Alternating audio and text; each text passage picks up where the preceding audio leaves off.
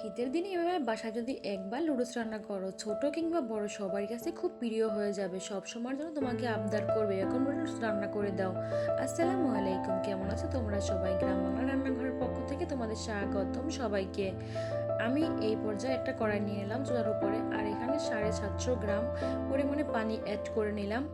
আর এই পানিটা অ্যাড করার পরে চুলাটা জ্বালিয়ে আমি সুন্দর করে একটু গরম করে নেবো। হালকা উষ্ণ গরম হয়ে আসলে এর সাথে অ্যাড করে নেব 1 প্যাকেট থাই চুপ। আর তোমরা যে কোনো চুপ ব্যবহার করতে পারো, বেশি বা কম করে সেটা তোমাদের ইচ্ছা মতো ব্যবহার করতে পারো পরিমাণ মতো। আমি আজকে 3 প্যাকেট ম্যাগি নুডলস রান্না করব, এর জন্য 1 প্যাকেট থাই চুপ যথেষ্ট। আর এই স্যুপটা রান্না করলে আসলে সবার কাছে অনেক ভালো লাগবে। শীতের দিনে সকাল বা কিংবা বিকালে বাচ্চাদের যদি টিফিন হিসেবে দেওয়া হয় তাহলে অনেক অনেক মজা করে বাবুরা খেয়ে নেবে অনায়াসে। এ পর্যায়ে পানিটা একটু ফুটে এসেছে, আমি এখানে থাই স্যুপটা অ্যাড করে নিলাম, একটু নেড়ে চেড়ে সুন্দর করে দিচ্ছি। আর এই স্যুপটা একটু ফুটে আসার আগ পর্যন্ত অপেক্ষা করতে হবে। সেই পর্যায়ে ফুটে আসলে আমার আগে থেকে লুডুস যে ভেঙে রেখেছি, আর লুডুসটা বেশি ভাঙতে যাবে না, একটু আস্তে আস্তে থাকবে, তখন অ্যাড করে নিতে হবে। আসলে লুডুসটা যদি একটু আস্ত না থাকে তাহলে কিন্তু খেতে ভালো লাগবে না, একটা ইয়ামি ইয়ামি ভাব থাকবে লুডুসের ভিতরে। আর এই পর্যায়ে দেখতে পাচ্ছ কিন্তু আমাদের এই স্যুপের পানিটা কিন্তু অনেকটা ফুটে আসছে। এর পর্যায়ে কিন্তু আমি এখন লুডুসটা অ্যাড করে নিব। তোমরা একবার হলেও বাসা ট্রাই করবে, আর কেমন লাগলো খেতে আমাকে কমেন্ট করে জানাতে কিন্তু ভুলবে না। আমি সুন্দর করে নেড়ে চেড়ে এখন ঢেকে দেবো, ঢেকে সুন্দর করে সিদ্ধ হয় আসার আগ পর্যন্ত নুডলসটা অপেক্ষা করতে হবে। আমি সুন্দর করে এখন ঢেকে দিচ্ছি, ঢেকে সুন্দর করে জাল করে আবারও একটু ঢাকনাটা তুলে একটু নেড়ে চেড়ে দিব, নেড়ে চেড়ে দেখবো নুডলসটা সেদ্ধ হয়েছে কিনা। পারফেক্টভাবে সিদ্ধ হওয়ার আগ পর্যন্ত অপেক্ষা করতে হবে আমাদের। আর অবশ্যই ভিডিওটা ভালো লাগলে লাইক কমেন্ট শেয়ার করতে ভুলবে না কিন্তু। আর যারা এখনও চ্যানেলটি সাবস্ক্রাইব করো না, অবশ্যই চ্যানেলটা সাবস্ক্রাইব করে পাশে থাকবেন। নতুন নতুন ভিডিও পাওয়ার জন্য অবশ্যই চ্যানেলটা সাবস্ক্রাইব করে পাশে থাকতে হবে আমার।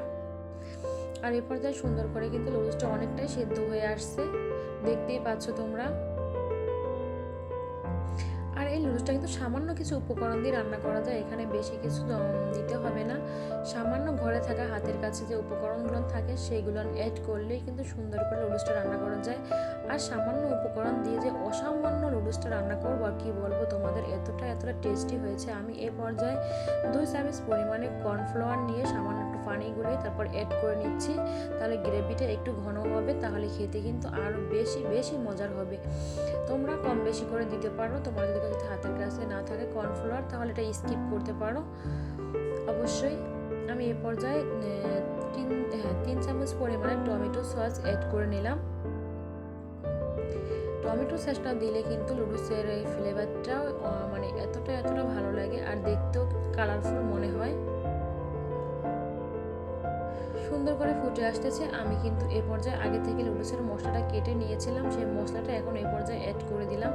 লুডুসটা কিন্তু রান্না করতে বেশি সময় লাগে না, যেমন হালকা উপকরণ দিয়ে সামান্য উপকরণ ঘরে থাকার হাতের কাছে যে কোনো উপকরণ দিয়ে রান্না করা যায়, তেমন একদম হাতে কম সময় থাকলেও লুডুসটা রান্না করা যায়। আর বাবুদের কাছে কিন্তু এই লুডুসটা অনেক বেশি ভালো লাগে, কারণ বাবুরা কিন্তু কাপ নুডলস খেতে পছন্দ করে, তার জন্য এরকমভাবে লুডুস রান্না করে দিলে বাবুরা অনায়াসে খেয়ে নেবে কোনো জোর জবরদস্তি ছাড়াই। এ পর্যায়ে আমি কিন্তু তোমাদের সাথে পরিবেশন করে দেখাচ্ছি লুডুসটা।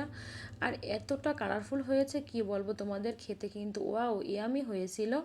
তোমাদের সবাইকে অসংখ্য ধন্যবাদ অবশ্যই আমার পাশে থাকার জন্য। তোমাদের সবাইকে আসসালামু আলাইকুম, ভালো থাকবে সুস্থ থাকবে সবাই।